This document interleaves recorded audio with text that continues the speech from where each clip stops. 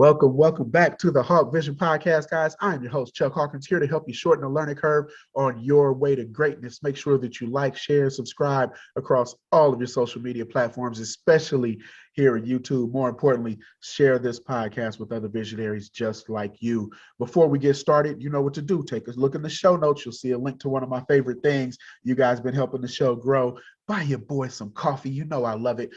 You can support the show by buying a cup or two. And for those of you that do, if you're a subscriber, as always, you'll get some behind the scenes content. Our guest this week, someone that I am absolutely excited to introduce to you guys, true visionary. She is someone that I have tons of respect for. More importantly, she is actively changing the thought process around Black wealth. Her goal is to help keep the Black dollar in the neighborhood, and she's merged e-commerce with the message to ensure the opportunity has legs. Someone that I believe in. The future of her business is as bright as anything I've ever seen, and I have so much respect for Miss Cecilia Nichols. Welcome to the show. Hey, hi. How I love the going? intros. I love the intros. I was like, what is my intro gonna sound like? That is so funny. They've become this thing, like now there's pressure on me to get everybody's intro right, but you've earned every one of those accolades. It is a pleasure to have you on today. Thank you for having me, for sure. Absolutely. So listen, we got to jump right in. You know my first question, we always talk origin stories, right? My daughter up there is a huge X-Men and Avengers fan. So she's like, Dad, we got to find everybody's origin stories. So what got Cecilia Nichols into entrepreneurship? So Blacksons actually wasn't my first business. I was an event planner for many years. I still frequent some weddings and things like that, which I love so much. But Blacksons was started by something so random. I was like frustrated. I had my brush and I broke my brush.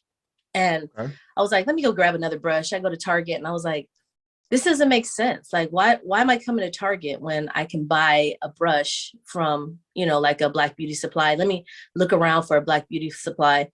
It took me like 30, 40 minutes to find a Black beauty supply. It was either on Yelp where it didn't list it. And now Yelp has a whole function now where it says Black owned. Yes. Which is amazing. But then it didn't. And I was like, okay, I just want to support a Black business. I just want to buy something I need at a Black owned business. And then I was like, okay, the fact that it took me this long, the fact that it was hard for me to find, I was like, that obviously means that there's a need for this. Absolutely. So immediately I started doing research, and that was it. Something so simple. I was like, there's a need. I'm going to work it out. Yeah, it's funny. Henry J. Kaiser, I think, said the definition of finding your way to success is to find a need and fill it. Yes. Right. And when you do that, the money will come, the purpose will come, all those things. Find a need and fill it. So I have to ask, though, in doing the research, and we're going to talk about Blacksons shortly, but do you find that it's more so that we don't know that it's that these opportunities exist, these platforms exist, or do we just not do a good enough job in mass of letting the world know we're out there as a Black owned blank? I think that we don't do enough. I think that just this year, 2020, everyone has been like just leaping out on faith. So everyone is trying to just get their bearings. Like, okay, I have this business now. Like, what do I do? Yeah. So I think that we're getting better. I'm live in the city of Compton, and there's so many pop-ups, and they're all Black owned pop-ups, or they're all, this marketplace pop-up. So I think we're doing a better job getting it out there. Yeah. But I think that we still need to continue to support each other. And that's like the main thing, because it's mindset. Got it. Yeah. So when you thought about implementing this idea, after the experience, you're searching for a brush, and I have 4 daughters, so I understand hairs and brushes. It has to be a certain thing. But were you intimidated by the idea? Did you wonder if it already was out there? Like, what were the major concerns or fears about launching? So definitely, it's so funny because I don't know where we got this from, other than like prior to 2020. I was scared to label it and go big on it's Black owned. Everything is Black owned. These are Black owned products. And so that was a fear for me, trying to figure out, how do I market this thing? How do I not scare off other people that want to buy it? Because, and I'm comparing my what I do to Target. Okay, well, they don't say it's white owned, right? Come get your Right. white owned products. Yes, yes. But so that was a challenge for me trying to figure that out.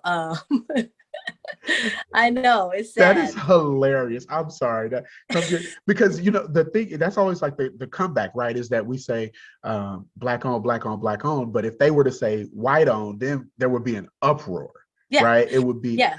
So that's funny to me. Go ahead. I'm sorry. Yes. I love that So, one.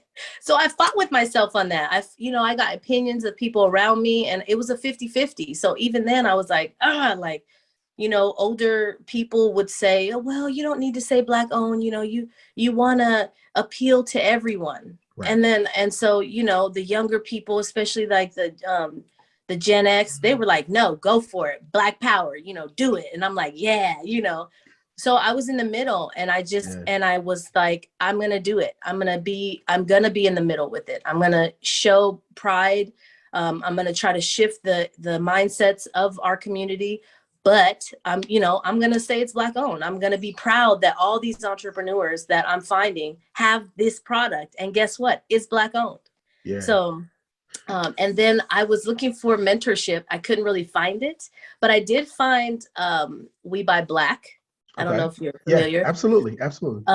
So what he's doing in Atlanta is just amazing. Like if we just don't have, it seems like we just are slow to get to that here on the West Coast. But definitely, that the way their community is structured, it's like they don't care. It's all about supporting each other. You know what I mean? It's all about keeping the money there and that kind of thing. And so what he's doing, I started really following his story, and I'm like, oh man, he's got a big thing going on. Started in his living room, and now he's got a factory and these kind of things. And he's really competitive, 1 million+ followers. Yep. So I was like, let's do it. One of the things that I get a lot of pushback on, both personally and professionally, right? And tell me your thought process on this. I'm a little old school, but not so much. I am a fan of supporting Black businesses. However, my thing is I support good business, right? And so tell me your thought process on that. And is there a difference between saying just leading with I'm a Black owned business and wanting support because you're a Black owned business, or should we put equal emphasis on the two, right? You have to do good business, right? Yes. Otherwise you get, in my opinion, you get the first sale because you're a Black owned business, but nobody comes back. Right. Yeah, you do. I mean, like that question comes up no matter what, like where the interview is at, that question always comes up. And really, like, I always relate that to like my restaurant experience, right? Because that was like the first type of Black owned businesses that we knew about, right? Yes. So sometimes you'll go to that restaurant. Of course, it's a soul food restaurant, which I would love to see more variety on Black owned businesses. But you go to the soul food restaurant and you just have like sometimes good food, but that rude cashier in the front, or it's just not as tight cleanliness as you'd like, or, just little bitty things. And I think that we have to be open as entrepreneurs to receive positive criticism, and we have to be open to being okay with making changes and trying to like create this good quality of business. Right. So I think it's equal. You have to say, yes, I am a Black owned business, but I have, my values are this, I stand by this, it's, I think it's as equal, if not a little bit more, maybe. But yeah, I think. And we got to stop running out of macaroni and cheese, man. You can't. Yeah. The restaurants. Don't ever. Oh my God. Those elbows better be large elbows. Don't play with me with these small elbows. Don't listen. We're on the same page. It's the West Coast in us. But I do agree. Atlanta has like the cheat code right now. I've said that on several episodes. They have a specific something in their DNA in terms of entrepreneurship where the West Coast has always been able to innovate. They've always been able to execute. Right. Yes. And so that I think is the difference between the two is we have, and I've had over 100 people on the show. The West Coast has tons of innovators. They have absolutely an equal amount of people that execute at the highest level, to the point where I've seen some of my closest friends that are in that entrepreneurial realm. They're going to Atlanta, getting the game and bringing it back. right? Yeah. Because I think that the one thing that I love Atlanta for is that they're willing to share. You know, on the West Coast, we're a little bit different. Yes. We want to see you make it before Yes. before we start supporting, which is, you know, love, hate, interesting, but it is a thing. How long had you been working on the project before you realized that it was a viable business? Probably about a year. I had it set up already. It was already established business, and I was all in my own way. I mean, like I was just like, you know, like you get out of here. And so finally, and I always tell this story.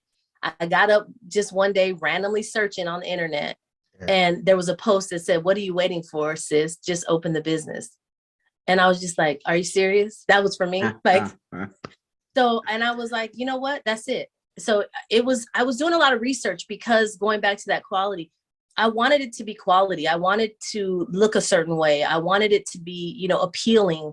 I wanted to know about e-commerce and shipping. And so I did a lot of research before I actually said, okay, I'm going to open it. Here we go. Right. I researched the businesses.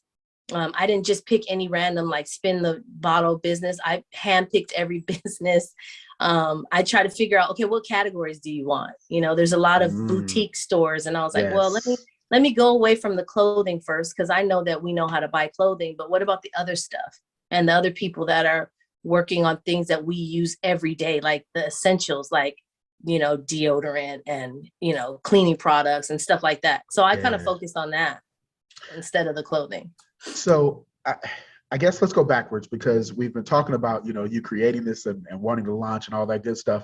Let's talk about Black Suns. Let the people know what it is and what they can expect, because I do not dare want to compare it to as simple as an eBay, right? You got a seller, you got a buyer, and you meet in the middle and you take a cut. But talk to us about what Black Suns is and the business model from there.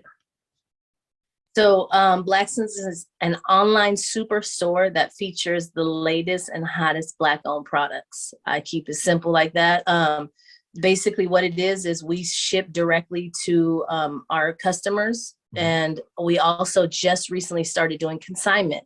I think consignment, I was kind of, I don't really want to do consignment. I want to be hands-on. I want to be able to, you know, have the merchandise and send it with my care and love. But I had to step back and say, okay, wait a minute, let me trust these businesses that I've selected, that they're going to ship it, you know, correctly and properly and with pride. So, but it is that it's a superstore. I want people to be able to put multiple items in their basket. I want people to say, hey, I'm going to get, you know, a toy for my daughter and some hair care products for myself. I'm going to grab a brush and I'm going to get, you know, back to the brush, you know, and I want some toothpaste. So that same shopping experience that you have when you go to a Target or when you go to a Walmart, which I don't like Walmart, but anyways, so that same shopping experience that you go through and you're like, oh, I need this, you know, let me get this dish soap. And that's what we model on, is just that, is putting multiple items in the cart, putting essentials in the cart plus non-essentials, and then just making sure that we have a wide like category of products. Yeah. So right now, as we're recording, we're getting ready for Thanksgiving, and all you see in the news is they talk about supply chain, right? And the issues with a bunch of stuff hadn't been unloaded by the docks, at least here in California, right? Our Oakland dock, everything was still sitting in the water, just floating away. How has that impacted the business at all? I've had a few vendors have their products be stuck, you know, at the docks, and they just keep in good communication with you. They don't let you assume that you paid for this item and you're not going to get it. Most of the ones that have had their products stuck, they communicate weekly. And then if it's a new product that I'm working on, I just promote the product until it arrives, and then we kind of go big. Hey, it's here, you know, that kind of thing. Got it. But it has affected just a little bit, you know.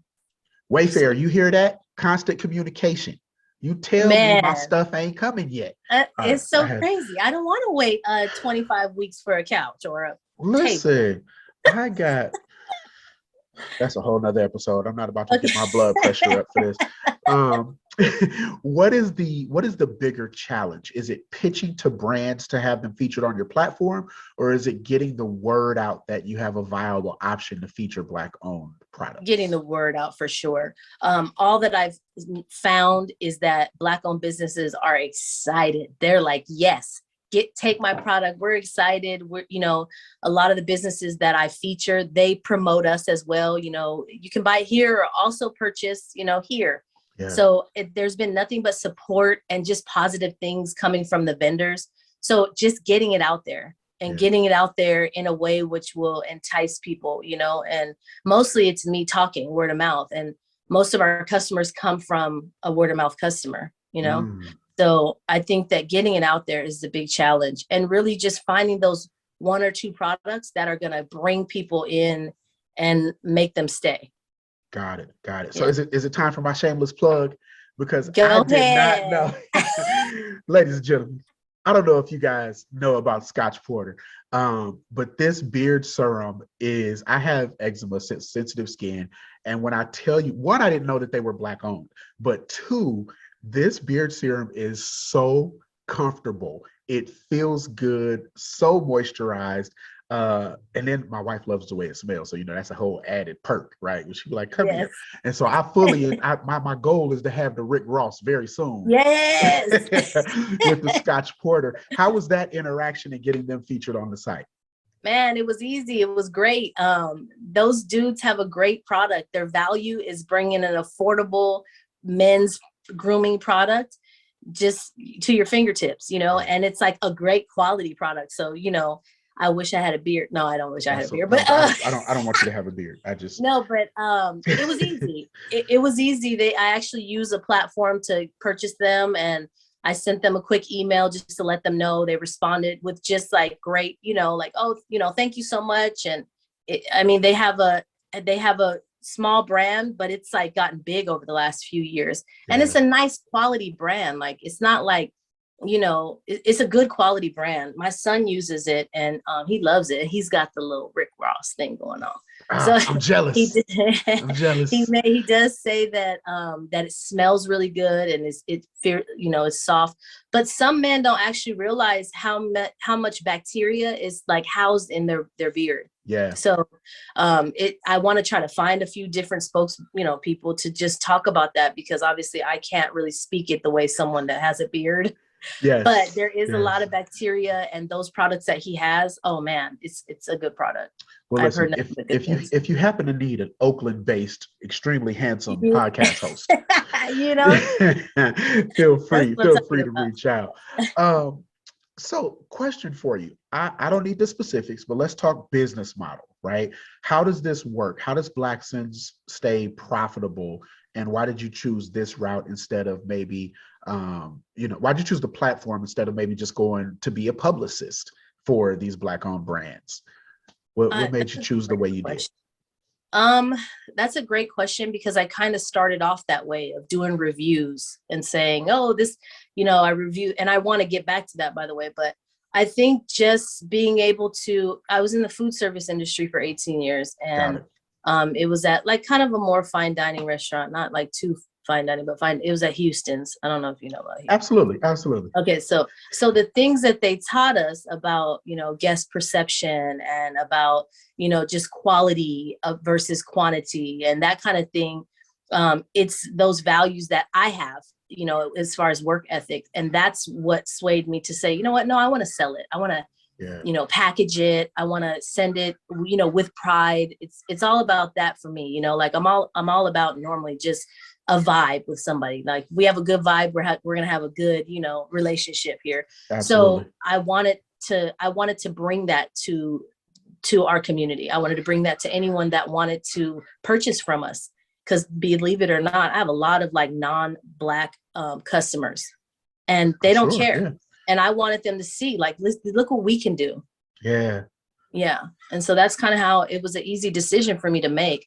I actually wanted to start off as a brick and mortar, and, also doing the research for that. And that was why it was kind of taking me a little bit longer too, because everything I was doing was going towards that, trying to figure out, funding and business credit and things like that, trying to get it moving. And once COVID hit, I'm watching and I'm like, they shutting everything down. I'm like, these businesses are going out of business. Yes. And so it Yes. just made it so to where, it's online. Now, my end goal is to have a brick and mortar so that I can have like a flagship store where people are like, I'm going to Blackson's. I'm coming, to California to go to Blackson's.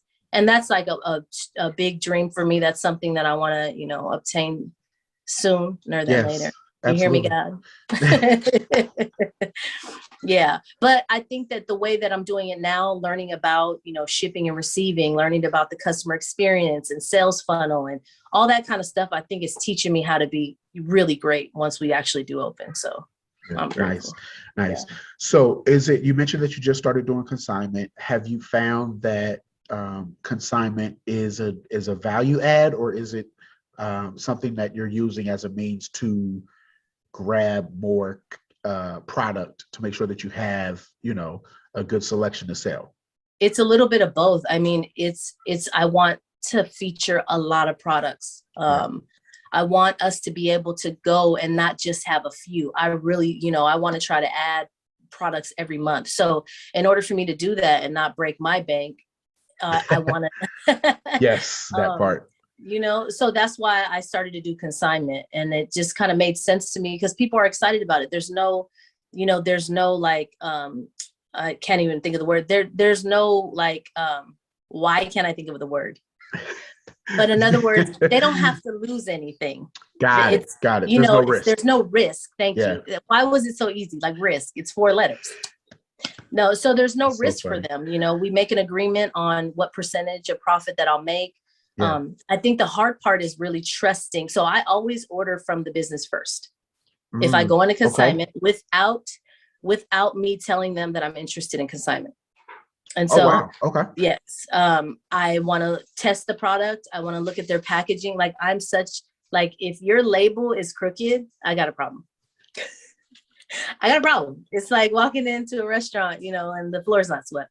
So just stuff like that. Like I want it to be perfection, because eventually it's not just going to be Black people purchasing from us. It's going to be everyone. Right. And I want everyone to find value in what we're doing. But it starts with us. That makes perfect sense. A little bit about we talked about money and the investments being, you talked about the partnership having low risk when you do consignment. How much do you invest in yourself in terms of personal growth to reach the levels of success that you've reached so far? I read a lot. So just finding those books that, talk about everything, sales funnel, business. One book that I've read a few times, I'm not gonna lie, is Powernomics by Dr. Claude. Absolutely. Yeah. I don't know. I have read that book a couple times. I want it to not leave my memory. I don't want it to get diluted. So I go back to that so that it recharges me. But definitely reading books a lot and things like that. I haven't gotten into master classes. Yeah. I have not gotten into that. And I did a marketing class I hired them from my local college. And so I worked with them for 17 weeks. And most times I was sitting in the lecture and I'm like, this is amazing. Like I'm getting, a marketing team and I'm getting the knowledge. So that was pretty awesome. I love it. I think that people, we don't, and I won't even say Black people, but I will say in general, we don't put enough emphasis on the personal growth that we need to be effective entrepreneurs, because what I found is that the things that we learn, whether it's initially for the relationships that we're in or the business that we're in, we can use that on both sides, right? So I have learned in my relationship patience and communication. And so when I put that into my business, you know what I mean? It just makes everything so much better. So no, I like that.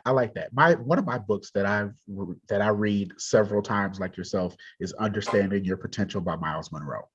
Okay, let me write that down. Hold on now. Understanding. MYLES? Yes, Miles Monroe. He is rest in peace, but he is one of the most effective, he was a pastor, I believe. He was one of the most effective teachers that I've ever saw, just get you to understand the potential of what that dream or what that vision is. And that's even to the point where he has a couple of modules on vision that kind of let that word stick with me for so long. So I'm a big fan of personal growth, as you know. Now we met on the Fanbase app. You are the first interview that I've had to come from the Fanbase app, which I don't think enough of us are on in the business community. But how did you end up on there? And what have you noticed in terms of potential for the app for people to get paid on their own content? Yeah. So I was on Clubhouse and I was new to Clubhouse, and it was a little confusing to me because it was very cliquish. So so I'm trying to get in there like, hey, let me hang out with you guys. I was kind of making my way around, and I was in a room that Isaac Hayes went into, and he started talking about this app and this and that. And I'm like, Fanbase. And so I go in there. I'm like, first of all, it's a Black owned app. Like, this is amazing. Like, yes, the fact that we are busting open technology, the technology field or what have you, industry. I was excited. So I went on there and I'm like, you can get paid for your content. Right. And so immediately it was like a no-brainer to me. I was like, I'm on here. I started going into the audio rooms, which is really exciting because you do kind of create this community. Yeah.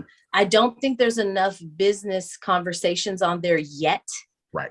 There's a young lady by the name of Krista Jennings, and she's a sales funnel specialist.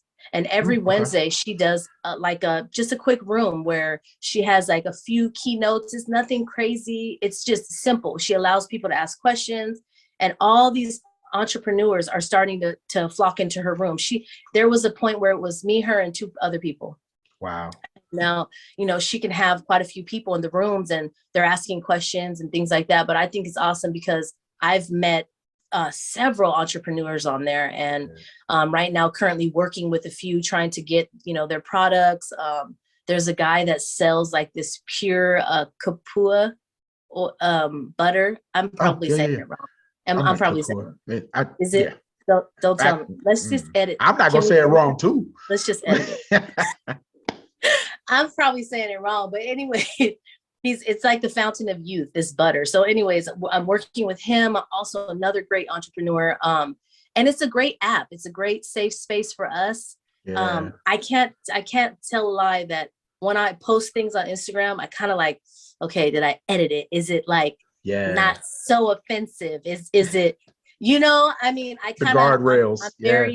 I'm very like, okay, but on Fanbase, I'm like, let me post this up, let me exercise my Blackness with this post, and I don't think twice about what I post over there, although the content is still classy and it's still business driven. I don't think twice about the things that I say on that.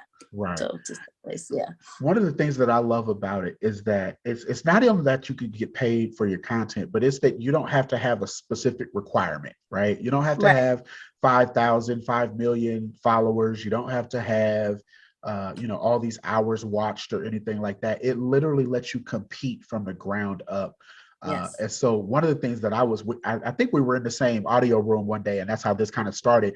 But I bought a shirt from Hidden, the young man that is a very animated young man. But I will tell you, super prompt shipping, great communication. I loved the quality of the shirt. I actually posted a picture of it. So it's an app that will be getting a lot more of the attention of this podcast. I agree. For sure. Yeah. I hosted their first ever pitch contest. Oh, wow. Okay. And so a lot of people have been inboxing me like, hey, you're going to do another pitch. And basically what it was is I allowed people to come on and do their pitch. I had 4 judges with me, and we selected a winner. And that winner is going to be a featured vendor. I'll be selling their product. Nice.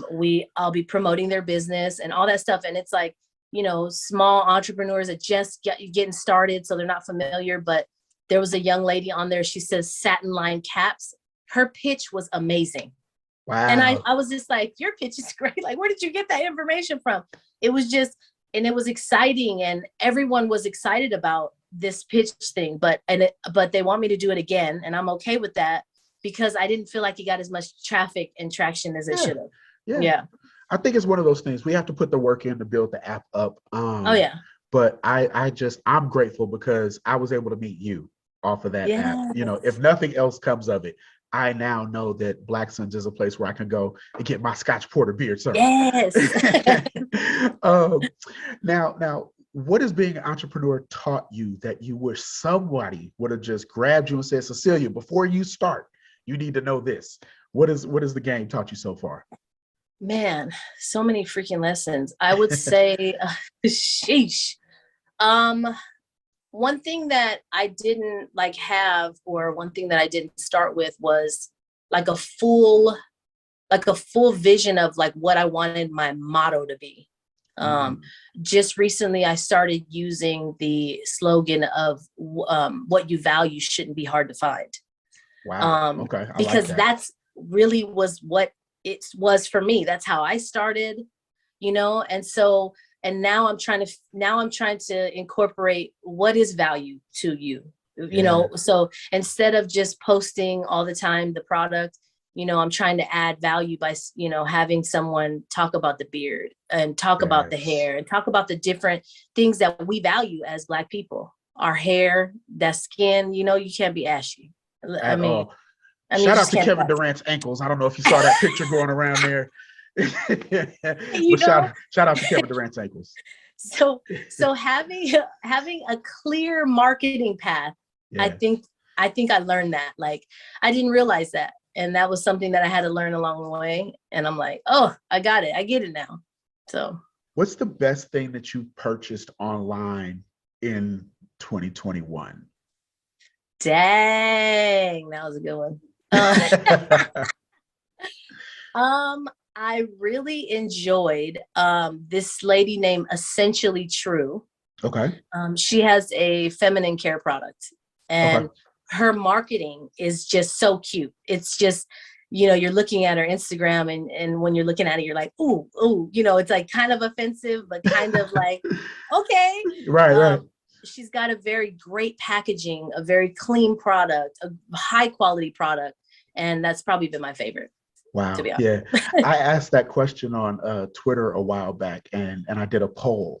And the reason that I just asked is because everybody remembers the best thing that they bought. Nobody remembers, as outraged as they are, nobody remembers the worst thing, right? They Like, don't, huh? nobody remembers the worst thing that they bought. You just kind of Yeah. send it back, get rid of it, fuss for an hour or so, Yeah. post about it once or twice, and then you're over it. Yeah. But everybody That's remembers so the true. best thing that they bought. For I have myself, to say, I would like to add that my Brandon Blackwood purse, oh, okay, it had me excited. it had you excited. That's so I funny. was like, it's here. I shook the box. So I'm gonna say that. Yes. One of the things that when I ran the poll, one of the things that I found is that a lot of people, surprisingly to me, because there's been a lot of pushback on this sell the course culture, right? Yeah. These online courses, but surprisingly, I think about 82% of the people that responded said the courses were the most valuable thing or the most impressive thing that they bought this year. So my question to you: will Real. Cecilia be selling a course on how to get your online store more noticed? Wow. That's a great one. I don't know. I had mixed. Okay, so maybe it's because here. Let me just give you some. Let me Some just. backstory. Yeah. Maybe it's because when I first got started, and I made a comment of I haven't really got into the master class, Yep. because starting off as an entrepreneur, I was in that area. Like, okay, do I spend money on marketing, or do I spend money on this master class? Like, what if it's not going to work for me? Yeah. And I was kind of like, why are they selling it? And I was like, what, but I'm not knocking their game, because people are making hundreds of thousands of dollars with these courses, and I ain't Yes. mad at it. At all. And so I was just kind of like, I just want to be able people to give me the knowledge for free. Is that wrong with me? It's not wrong. I think that, it's funny that you say that, because I always have this, I have a two-sided argument for that, right? Okay. And so on one side, for me, I equate it to church, right? Okay. the courses are no different than church. You go every week, you hear the same 6 messages. At some point, it's going to click for the person that's ready for it to click for, right? Yes. But on the other end, somebody wants it and may not be able to afford it.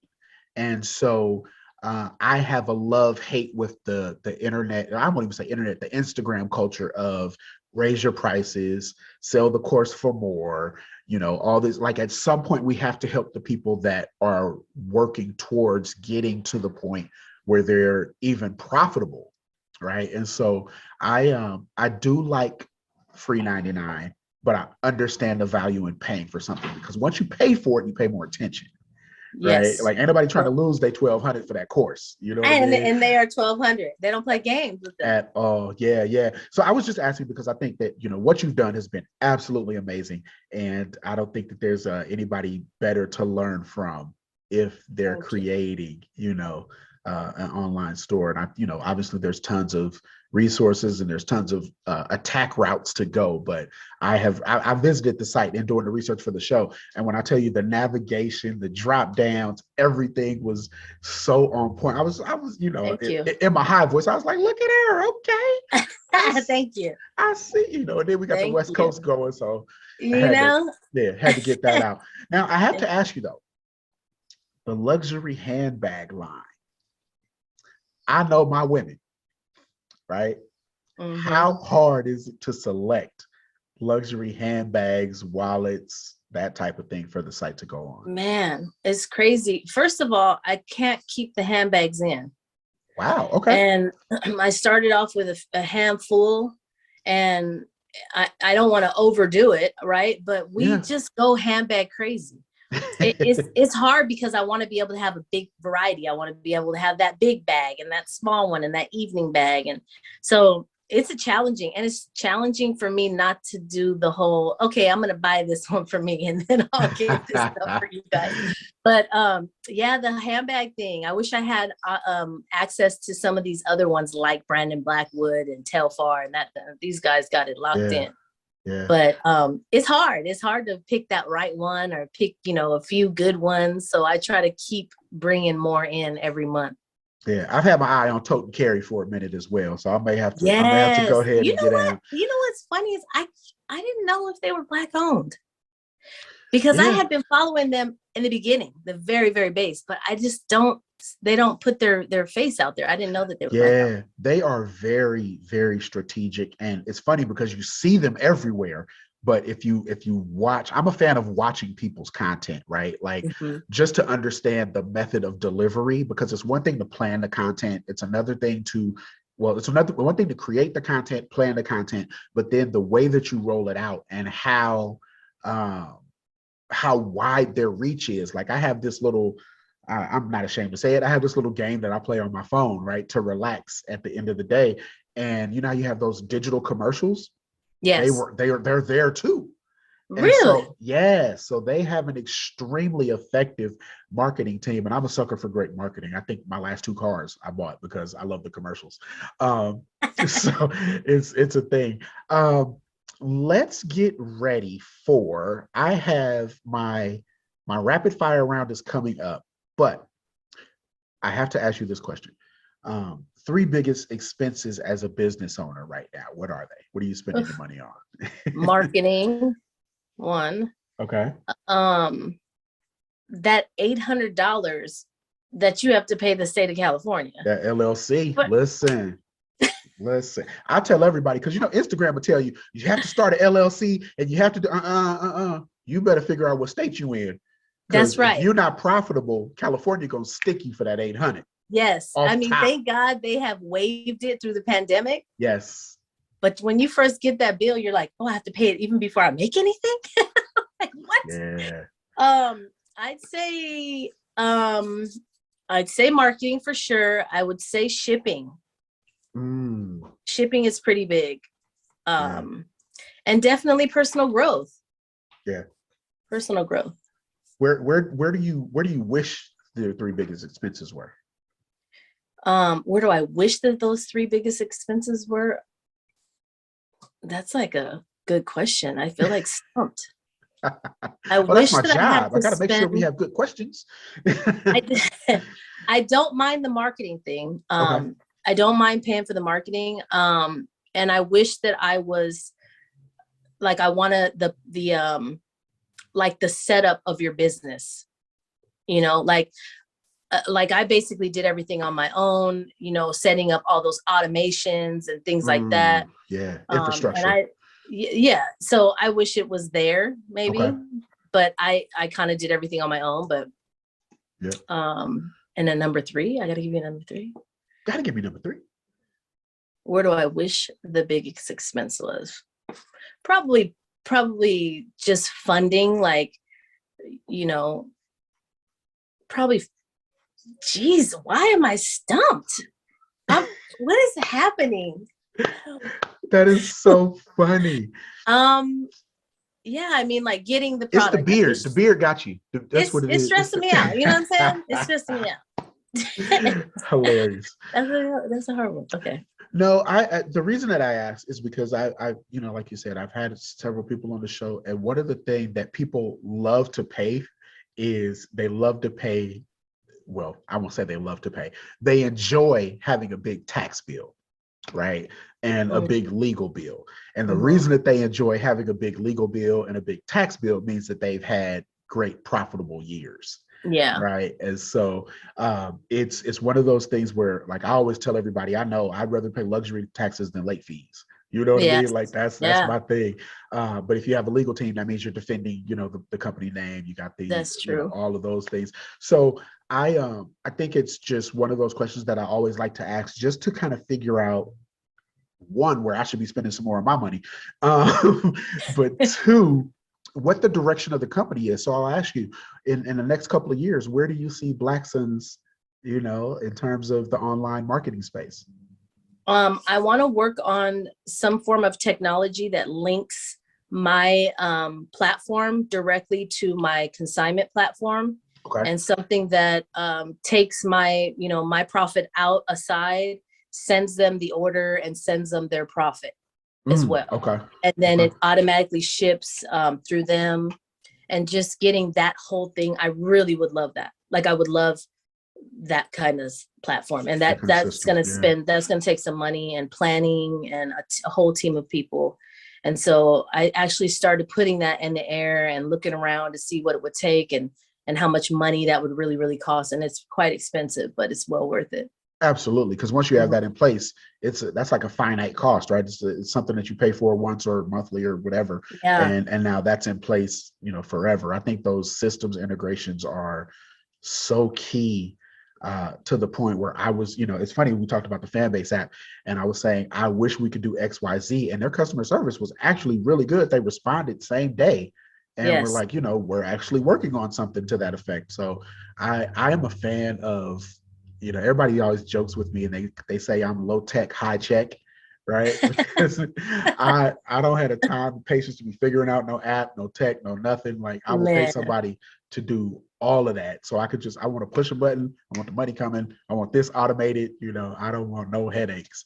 You ready for the rapid fire round? Let's get it. All right. So you know how this goes. I am going to give you a word. You tell me the one thing or the phrase or the sentence that pops into your head when you hear this phrase. Ready? All right. When Cecilia Nichols hears the words group economics, what pops to mind? Recycling dollars. Awesome. Leverage. It's rapid fire, right? Yeah. Leverage. Goodness. Helping each other. Group up economics. I'm gonna go there. Perfect. What about execution? Perfection and detail. Vision. Prayer and lots of dreams. Love it. What about legacy? That it's inspiring and it's a goal. Awesome. So the question that I didn't ask you, that I'm sure you've been asked a million times, where did the name come from? I was actually really inspired in a I was actually really damaged and traumatized by George Floyd's death. And it was also one of the things that lit my fire, really. And I wanted to honor my son, my Black son. I wanted to honor so many Black sons and Black daughters that have died at the senseless hands of some sort of police brutality or otherwise. Yeah. So in honoring them, I named it Black Sons, Black Son. I love it. I love it. It's one of those, when I found out why you named it, Black Sons, I was like, I walked that fine line. I was like, cheesy, but I absolutely understand it. And it meant so much because, I have all girls, but I tell my wife all the time, the name dies with me, right? Like I'm the last of, the Hawkins men on my father's side. Of course, we have one. Oh, actually, no, there's one other, but I understand what that legacy means for your name to keep going. And so the more I thought about it, the more I focused on it, I was like, that's perfect. That's absolutely perfect. Thank you. Absolutely. So let me ask you this. Out of all of the things that you've done as a mom, as an entrepreneur, as a business owner, as a connector, when you look back at your legacy so far, what does Cecilia Nichols think of her accomplishments? I think that I have a lot more to go, but I think that I'm gonna tell you this, I don't know if it has anything to do with anything, but when my son graduated from college, yes, I experienced a level of emotion that I had never experienced before. And it was my goal for me to give that back to him. Like, I want him to feel this proud of something that I've done. Yeah. And so opening this business, it did that. It was, I sat down with him and I explained to him what I wanted to do. And he was just silent. He didn't say anything, just listening. And my son's 28. Okay. And he was like, wow. And it inspired him to become an entrepreneur and to do things. And now he's like, hey, Ma, I got a hat for you to put on the site. I'm like, okay. And it's like his hat. It's from his company, his branding. Yeah. And so I think that's huge. And I think that starting this business made him proud. And that to me is everything. Yeah, absolutely. Yeah. Who's the dream collaboration? Who is the dream collaboration? Mm-hmm. In terms all of it? Product to feature or a person to work with, who's the dream collab? Definitely, who's the dream collab? I'm gonna say freaking Telfar or Brandon Blackwood. They are just they have done it. I try to they're just creative and innovative, and they're selling the same. Telfar sells the same freaking purse every month. Same purse. Yeah. And now just recently he started, branching out, but definitely that would be something huge. I love it. There's a message in that branding, right? And creating, I don't know how long they've been in business, but if you watch their story, they've been doing it and they kept doing it when nobody was looking, you know? And I think that's the thing that we have to learn to do, is that the adulation and the credit and the aha moment is found when nobody's looking. And we got to keep doing that work, because that's when a lot of people quit. If we're being honest, as entrepreneurs, that's when a lot of people quit. Yes. And I don't know if you've seen that meme where the guy's, with the pitchfork and he's digging through the dirt or whatever, and he gives up and the diamonds are like right there. They're like right. If he had swung like 2 more times, he'd have found all his diamonds. And then you find the guy that kept going and, looks at him like, why'd you quit? And he goes in, he finds all the diamonds. And I think that we have to learn to, that 10,000 hour Malcolm Gladwell rule. We have to learn to keep going and figure out, those little idiosyncrasies. I don't even know if that's the right word, but it felt good. Those little parts where we can improve along the way. And just to know, that we have this supportive community, people like yourself that are out there doing the work, and not giving up. I have no doubt that you'll get there. And if not, they'll be knocking at your door to be on the site. Thank you so much. That's my goal. I love that. Absolutely. So let everybody know where they can find you online and what's next. So you can find me online at www.blacksons.com, which is BLAXSONS.com. What's next is just adding some great products to the site at this point.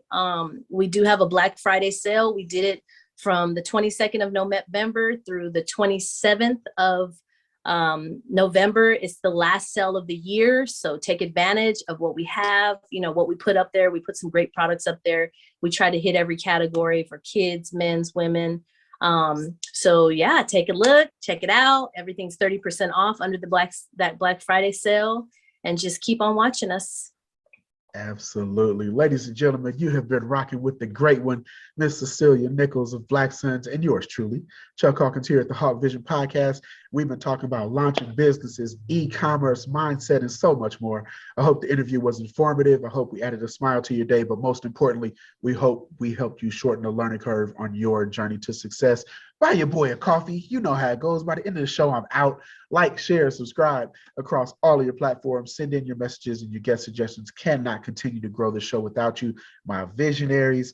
I am so appreciative that you gave us some time today. You know how it goes, guys. There's absolutely no miracle that will happen without someone doing something. We'll see you either at the top or from the top. Miss Cecilia Nichols, thank you so much for joining the show. Thank you for having me. Absolutely.